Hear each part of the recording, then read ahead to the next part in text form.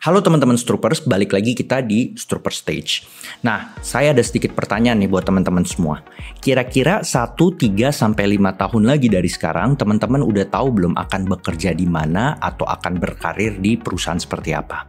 Nah, kalau memang kalian udah punya bayangan akan bekerja di mana, kalian udah belum cari tahu terkait dengan dunia kerja yang ada di sana, budaya kerjanya, etos kerjanya, peraturan kerjanya mungkin juga, serta karir path dan karir opportunity yang ada di perusahaan yang ingin kalian tuju itu. Nah, di Stroopers kelas kali ini saya coba akan sharing dan berbagi ke teman-teman semua terkait dengan dunia kerja yang ada di berbagai perusahaan-perusahaan di Indonesia, dengan harapan dari sini teman-teman sudah mendapatkan informasi dan edukasi terkait dengan budaya dan dunia kerja yang ada di berbagai perusahaan Indonesia, sehingga nanti sedikit banyak teman-teman juga akan bisa menentukan dan memilih akan bekerja dan berkarir di perusahaan seperti apa yang memang cocok dengan kepribadian kalian, interest kalian, skill kalian, juga dengan cita-cita dan visi hidup kalian ke depannya. So Stroopers, stay tune.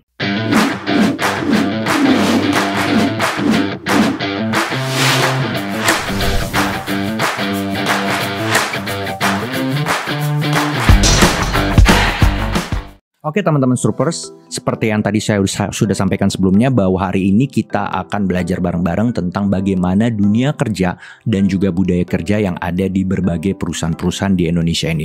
Sehingga harapannya dari sini teman-teman akhirnya mendapatkan edukasi akan berkarir dan bekerja di perusahaan seperti apa yang memang cocok dengan passion kalian, kepribadian kalian, juga dengan visi dan cita-cita hidup kalian ke depan.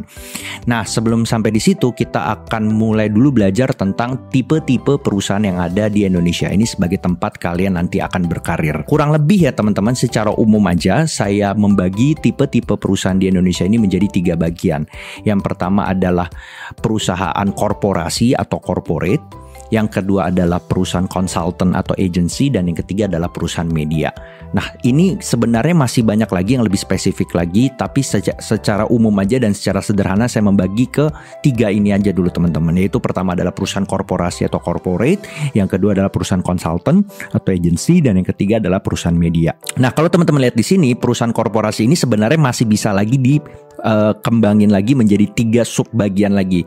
Yang pertama adalah perusahaan multinasional atau multinational company, yang kedua adalah perusahaan lokal atau local company, dan yang ketiga adalah perusahaan rintisan atau perusahaan yang kita kenal dengan startup. Dan kalau perusahaan konsultan atau agency seperti macam-macam juga umumnya, ada agency periklanan atau advertising agency, ada juga law firm atau firma hukum, business consultant, dan masih banyak juga mungkin konsultan atau agency di lini-lini bisnis yang lain.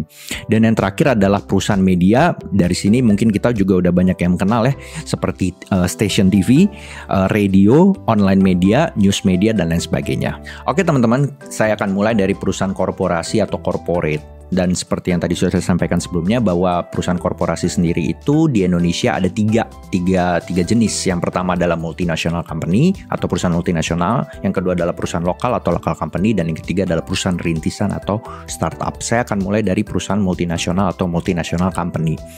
Nah, perusahaan multinasional atau multinational company sendiri ini memang bisa dikatakan adalah perusahaan yang memang besar karena mereka memang sudah berdiri lama dan memang sudah membuka representatif dan cabang di banyak negara.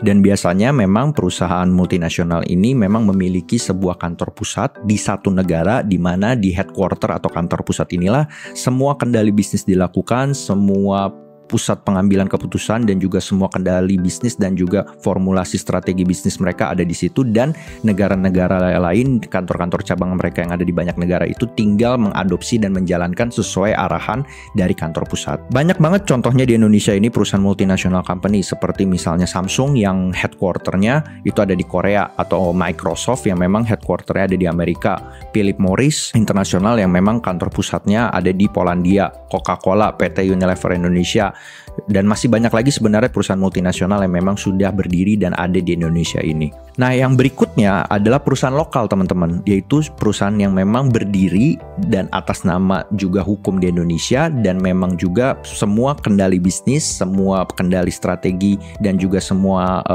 pusat pengambilan keputusan ada di Indonesia.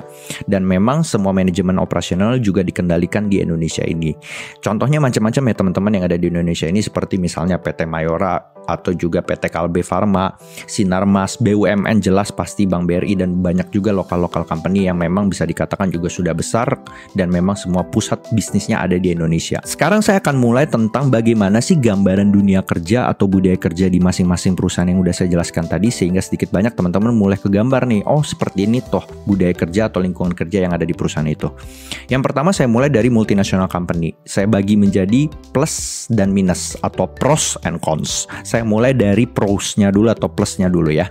Yang pertama tadi, karena emang ini perusahaan udah dikatakan besar, beroperasi di banyak negara, sudah pasti secara perusahaan ini memiliki bisnis yang settle, bisnis yang stabil di bisnisnya. Jadi mereka memang karena sudah bisa berkembang dan membuka cabang di banyak negara, pasti di ranah di lini bisnis yang mereka jalani, mereka sudah settle atau udah stabil teman-teman. Yang kedua, saya juga bisa pastikan pengelolaan administrasi bisnis yang ada di perusahaan-perusahaan multinasional itu sangat baik. Jadi kalau buat teman-teman yang ingin belajar bagaimana membangun sebuah bisnis dengan fundamental yang sangat bagus, saya sarankan agar teman-teman belajar di perusahaan multinasional company.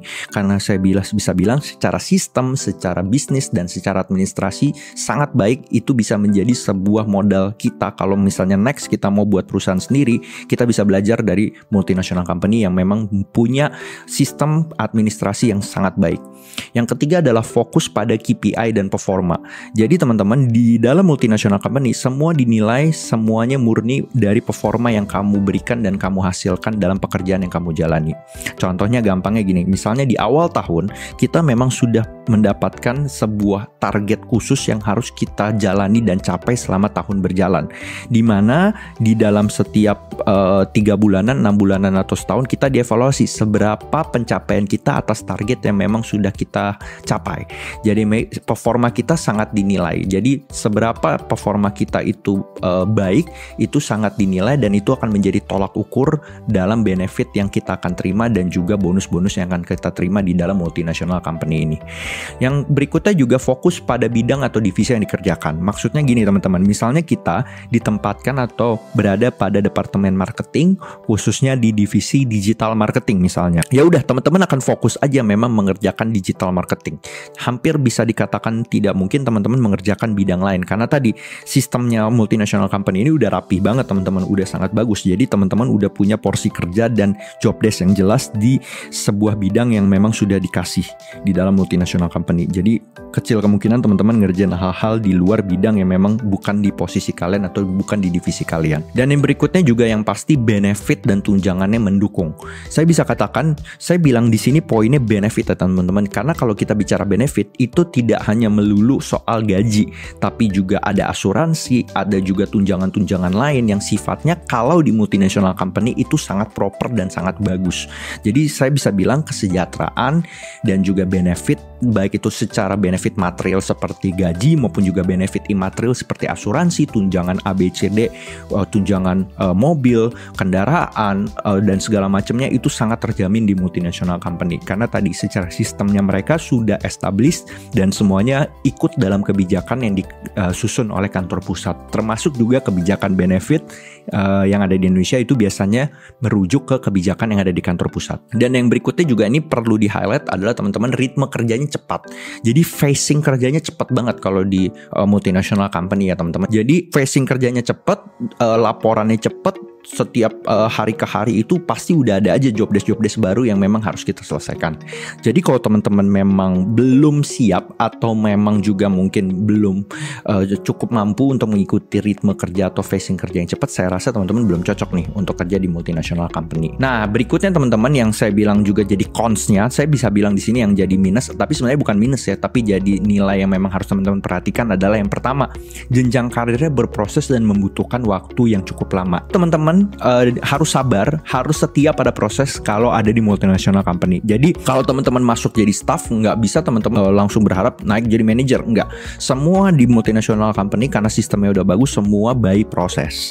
Jadi secara jenjang karirnya juga by proses ya teman-teman. Jadi nggak bisa langsung dari posisi staff naik langsung ke supervisor, tuh nggak bisa. Jadi ada proses-proses yang memang harus, dan juga nilai-nilai yang memang harus dicapai kalau teman-teman pengen naik ke sebuah posisi. Jadi itu tadi ada indikator penilaian dan raport kalau saya bilang yang jelas ketika kita ingin naik posisi atau naik jabatan di perusahaan multinational company. Dan semua by proses ada jenjang karirnya yang memang bisa dikatakan cukup lama. Yang kedua, birokrasi cukup panjang. Jadi maksudnya ketika kita pengen membuat sesuatu di mana proses birokrasi yang harus kita lalui untuk mendapatkan approval atas sesuatu yang ingin kita kerjakan itu memang cukup panjang.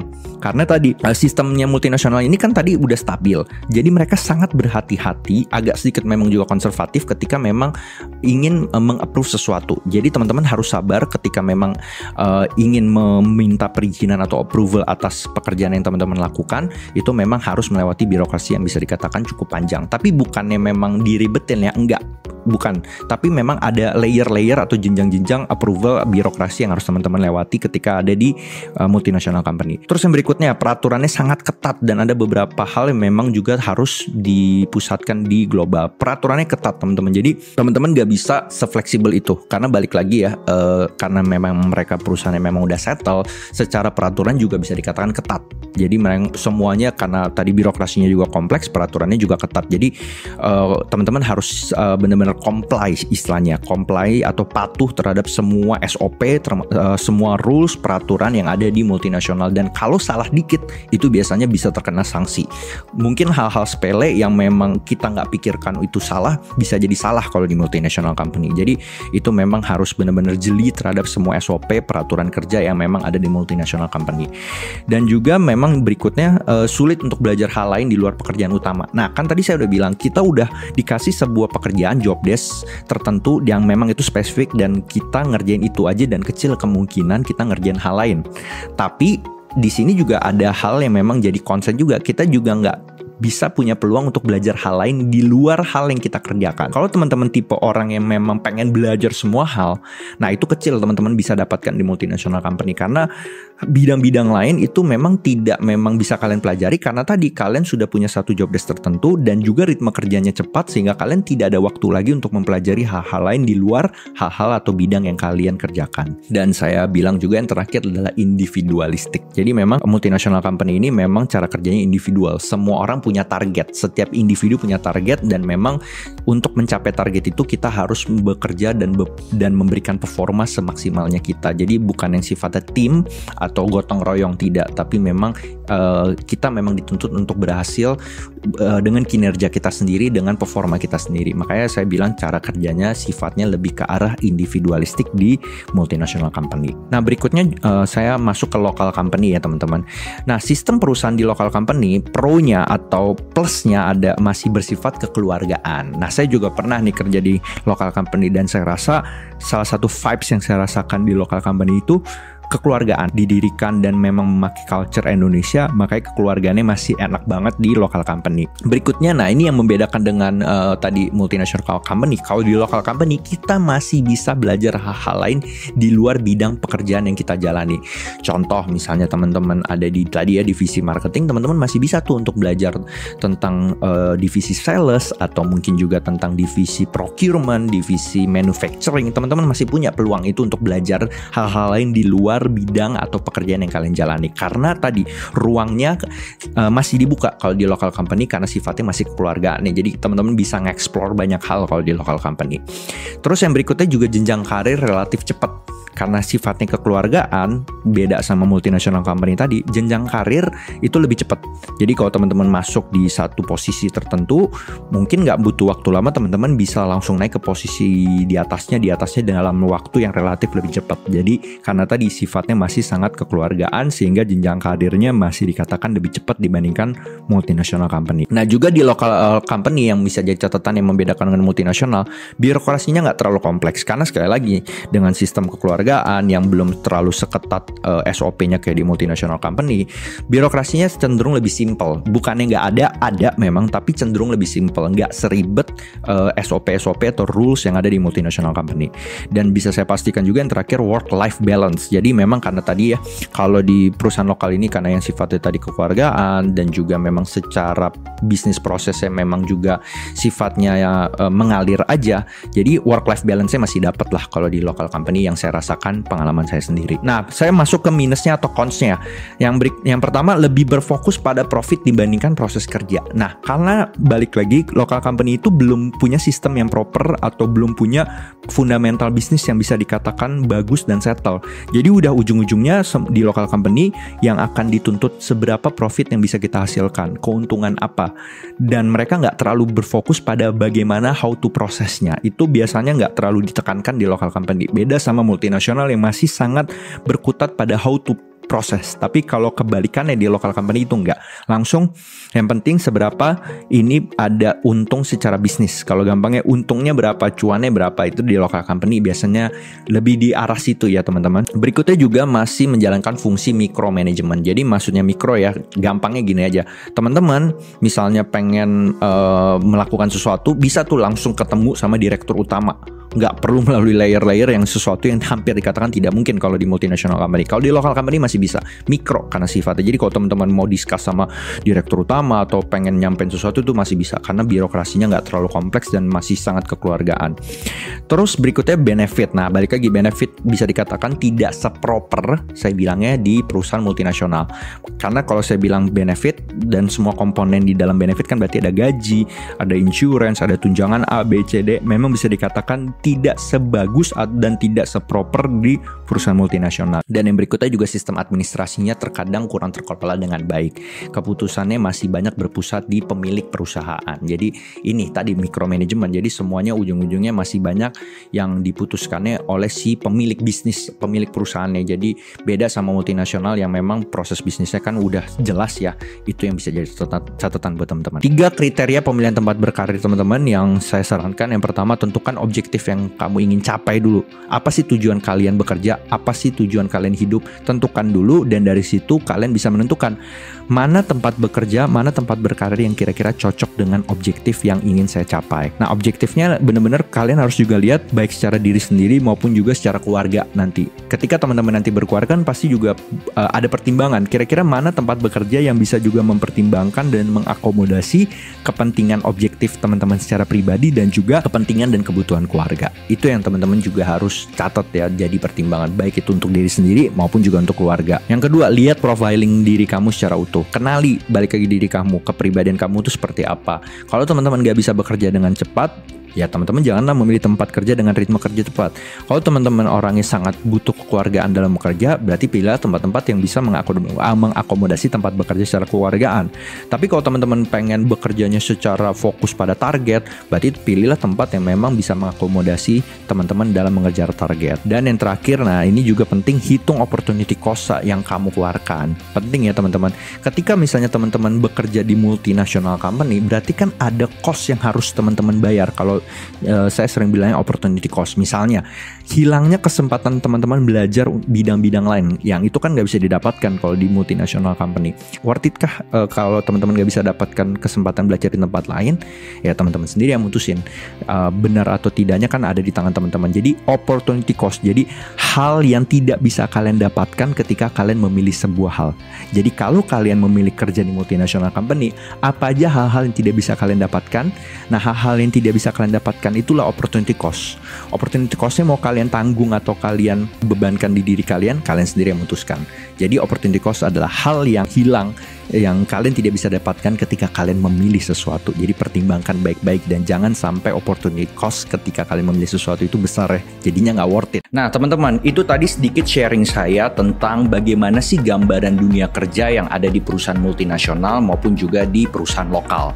Nah, untuk perusahaan startup maupun juga untuk perusahaan konsultan atau agensi dan perusahaan media akan saya bahas di video selanjutnya.